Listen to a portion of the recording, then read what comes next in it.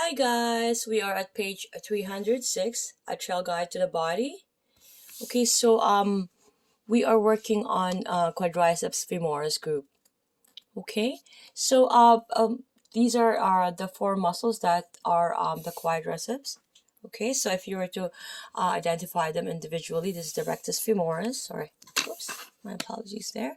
The rectus femoris, the vastus medialis is on the medial side, and the vastus lateralis, which is on the lateral side. And if you were to take off the rectus femoris, that's where the vastus intermedius. Okay, so we're looking at the anterior view of the right hip and thigh, whereas you can see here, my apologies, the patellar ligament, right? And then here's the tibial tuberosity.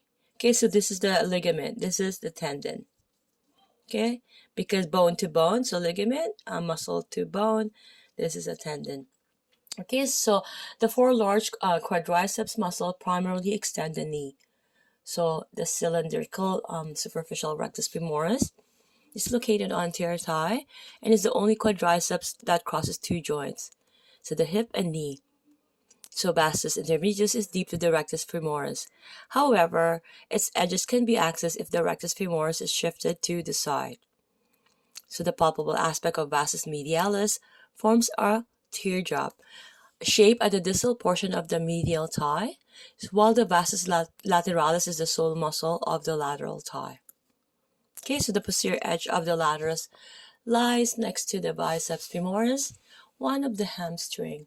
Although vastus lateralis is deep to the iliotibial tract, its fibers are easily accessible.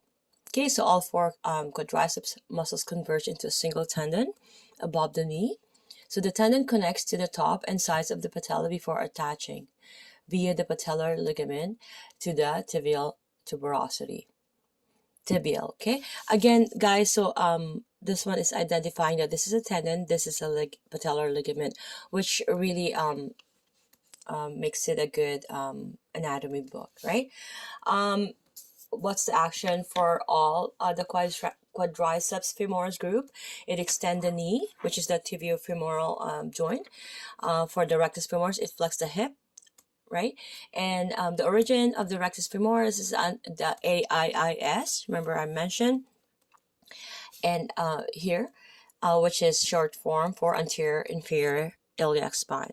Okay, for the vastus medialis, the medial lip of the linea aspera is the origin, and the vastus medialis, the vastus medialis is the vastus lateralis is the lateral lip of the linea aspera. Okay, so it's easier to remember because it's the medial lip and the lateral lip. This one is just additional gluteal tuberosity and greater trochanter for the lateral, right? The vastus lateralis, okay? And for the vastus intermedius, anterior and lateral shaft of the femur. And the insertion is the tibial tuberosity. They all insert onto tibial tuberosity via the patella and the patellar ligament. Okay, we can see here the nerve innervation is femoral L2, L3, and L4.